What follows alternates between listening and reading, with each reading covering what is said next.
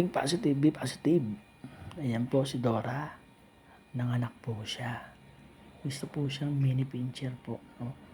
Ayan po. Nanganak po siya ng isang napaka-cute na baby mini pincher po. Ayan. So, isa po lang po yung lalabas. Hindi ko lang po alam kung ilalabas pa.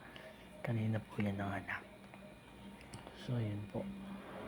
Siya na po yung nag-asikaso sa sarili niya at saka sa baby niya. Kasi hindi po namin maasikaso, magalaw kasi po baka po humanangat siya. Sobrang patay-taya sa kanyang anak. So, yun po. Abangan niyo po kung anong ipapangalan namin sa kanya. Titingnan po namin kung babae o lalaki. Yun po. Napaka-cute. Ay. So, yun lang po. Update ko po kayo. Think positive, be positive. God bless po.